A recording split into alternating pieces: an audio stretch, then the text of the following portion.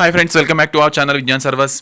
ఈ వీడియోలో మనం Telangana departmental test May 2020 session సంబంధించి పేపర్ కోడ్ 141కి ఎక్స్ప్లెయిన్ చేసుకుందాం. ఇది పార్ట్ 6 వీడియో. ఈ వీడియోలో మనం budget manual and constitution related క్వశ్చన్స్ని మనం డిస్కస్ చేద్దాం. ఓకే, ముందుగా మై హంబుల్ రిక్వెస్ట్, ఈ ఛానల్ సబ్స్క్రైబ్ చేసుకోకపోతే సబ్స్క్రైబ్ చేసుకోండి. ఈ వీడియో నచ్చితే లైక్ చేయండి, అలాగే మీ సజెషన్స్ని కామెంట్లో పెట్టండి. ఓకే, టాపిక్లోకి వెళ్తే మనం every budget, the expenditure shall be shown separately as under Article 112 and 202 such as. అంటే ప్రతి బడ్జెట్లో కూడా ఎక్స్పెండిచర్ని ఆర్టికల్ 112 మరియు 202 ప్రకారం ఏంటంటే సెపరేట్గా షో చేయాలని ఉంది కదా. అది ఏ అకౌంట్ దేనికి సంబంధించింది అంటే మనకి revenue account. Revenue accounted question ఇవన్నీ కూడా ఎక్స్పెండిచర్ అనేది సెపరేట్గా ఉండాలి ఇవన్నీ అని చెప్పి మనకి 112 అండ్ 202 చెప్తున్నాయి.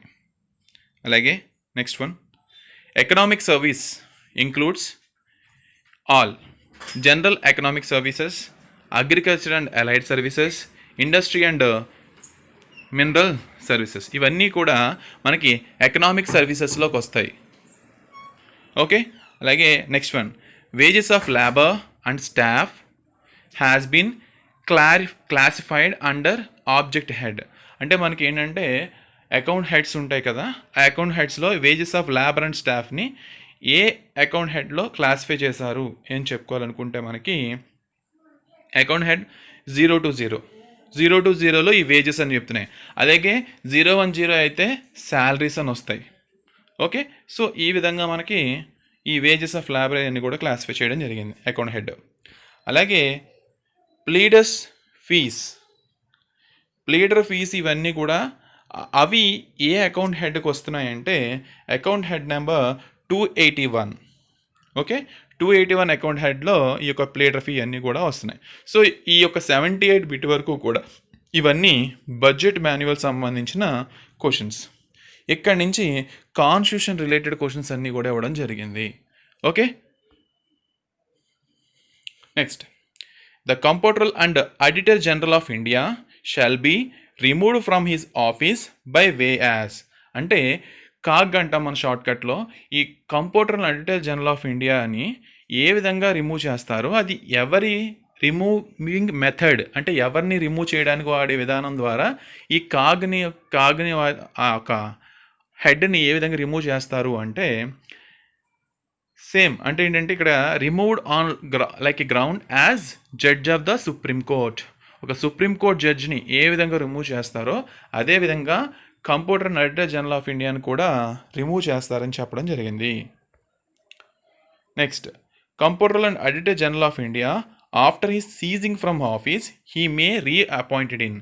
అంటే ఒకసారి కాగ్ హెడ్గా చేసిన వ్యక్తి తన యొక్క పదవీ కాలం పూర్తయితే అతను తిరిగి ఎక్కడ అపాయింట్ చేయొచ్చా అనేది క్వశ్చన్.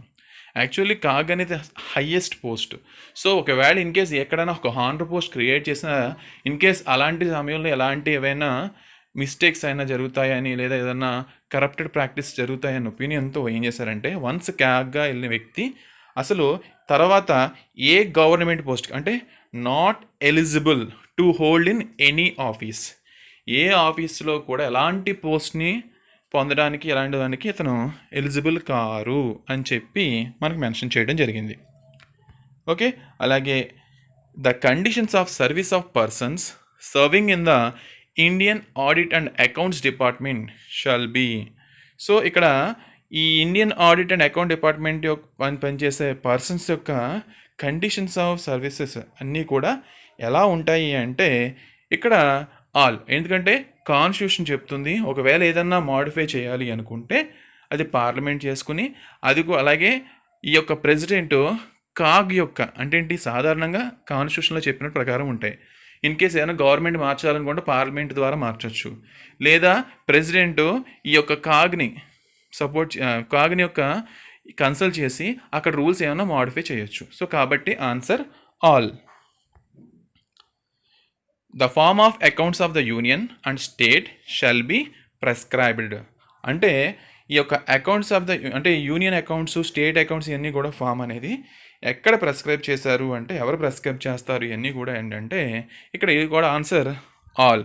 ఎందుకంటే ప్రెసిడెంటు మే ఆర్డర్ చేసి చేయొచ్చు, అలాగే అతను కూడా కాగ్ యొక్క అడ్వైస్ తీసుకుని కాగ్ ప్రెస్క్రైబ్ చేసినట్టుగా ప్రెసిడెంట్ చేయొచ్చు. కాబట్టి answer all. Next one, the state audit reports shall be submitted by the CAG to the governor under which article.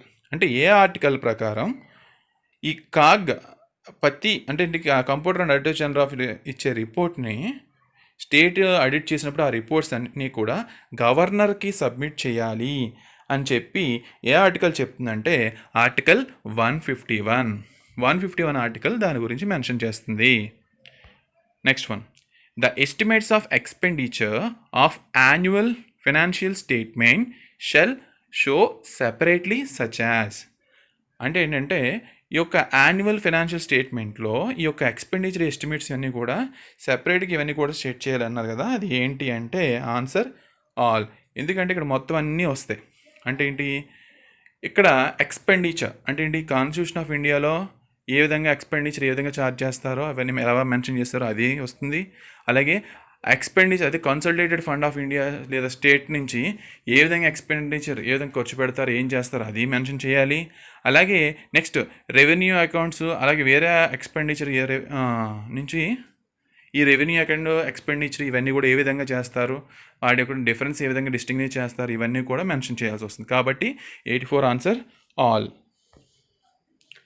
Next one, the estimates of expenditure shall submit before the legislature in the shape of demand for grants. Okay, అంటే ఏంటి, లెజిస్లేచర్లో అంటే అసెంబ్లీలో ఈ యొక్క estimation అంటే expenditure వచ్చే estimation అంతా కూడా డిమాండ్ ఆఫ్ గ్రాంట్స్లో అని చెప్పి ఈ యొక్క లెజిస్లేచర్లో సబ్మిట్ చేయొచ్చు కదా. అసలు ఇది ఏంటి అని అంటే 85 వచ్చేప్పుడు ఇది కూడా ఆలే. అంటే ఏంటి, లెజిస్లేచర్ ఎస్టిమేట్ చేసినప్పుడు assembly May accept as it is, దాన్ని అలాగా యాక్సెప్ట్ చేయొచ్చు. ఓకే, లేదా దాన్ని మే రిఫ్యూజ్, అలా కాదు మాకు నచ్చలేదు అని రిఫ్యూజ్ చేయొచ్చు. ఎసెంట్ అంటే సంతకం ఒప్పుకోకుండా రిఫ్యూజ్ చేయొచ్చు. అలాగే లేదా ఏదైనా డిమాండ్ తగ్గించి ఒక మోడిఫై చేసి దాన్ని కూడా యాక్సెప్ట్ చేయొచ్చు. సో కాబట్టి answer all. Next, the charged expenditure upon the consolidated fund shall not required vote on account but nothing is there is to prevent the. అంటే ఏంటంటే ఇప్పుడు చార్జ్ ఎక్స్పెండిచర్ కనుక కన్సల్టేట్ ఫండ్ నుంచి చేసే ఎక్స్పెండిచర్ ఇక్కడ ఓట్ ఆన్ అకౌంట్ అనేది దాని నుంచి రిక్వైర్మెంట్ అంటే ఓట్ ఆన్ అకౌంట్ నుంచి తీసుకోవాల్సిన అవసరం లేదు. బట్ కానీ ఏంటంటే దాన్ని ఏ విధంగా ప్రివెంట్ చేయడానికి, ఏ విషయాన్ని ప్రివెంట్ చేయడానికి అవకాశం లేదు అంటే డిస్కషన్ ఆన్ ఎక్స్పెండిచర్. అంటే ఇప్పుడు సాధారణంగా ఓట్ ఆన్ అకౌంట్ అనేది ఏంటంటే అసెంబ్లీలో జరుగుతుంది. సో అసెంబ్లీలో ఈ యొక్క ఈ కన్సల్టేటెడ్ ఫండింగ్ చేసే ఈ ఛార్జ్ ఎక్స్పెండిచర్ అంతా కూడా వాటిపై ఓట్ ఆన్ అకౌంట్ కొన్నిసార్లు వెళ్ళాల్సిన పని లేదు. కానీ అది ఏంటి ప్రివెంట్ చేయకూడదు అంటే డిస్కషన్, అంటే ఎంత ఖర్చు పెడుతున్నారు అనే విషయం అసెంబ్లీలో డిస్కస్ చేయొచ్చు. సో దాన్ని అయితే ఎవరో ఏం చేయలేరు, డిస్కస్ చేయొచ్చు అని చెప్తుంది. Discussion on expenditure. No appropriation bills are accepted regarding the expenditure on consolidated fund in excess of grants accepted in the House of Legislature except. అంటే ఏంటంటే ఏ ఆర్టికల్ ప్రకారం ఓకే ఎలాంటి అప్రోప్రియేషన్ బిల్స్ అంతా కూడా కన్సల్టేటివ్ అన్ని కూడా యాక్సెప్ట్ చేయొచ్చు లేదా ఇవన్నీ అని చెప్పి అడుగుతుంటే answer 205 and 206 article of the constitution. వీటి ప్రకారం ఏంటంటే ఎలాంటి అప్రోప్రియేషన్ బిల్స్ కూడా అంటే ఏంటి హౌస్ ఆఫ్ లెజిస్లేచర్లో డిస్కస్ ఇవన్నీ అవ్వకుండా అది యాక్సెప్ట్ చేయకుండా ఈ యొక్క కన్సల్టేటివ్ ఫండ్లోంచి ఎలాంటి బిల్స్ కూడా యాక్సెప్ట్ చేయడానికి లేదు అని చెప్పడం జరుగుతుంది. సో ఇవన్నీ కూడా కొన్ని క్వశ్చన్స్ డిస్కస్ చేసాం. రిమైనింగ్ క్వశ్చన్స్ అన్నీ కూడా మనం నెక్స్ట్ వీడియోలో డిస్కస్ చేద్దాం. సో ఈ వీడియో నీకు నచ్చితే లైక్ చేయండి, షేర్ చేయండి, సబ్స్క్రైబ్ చేయండి. Okay, thank you.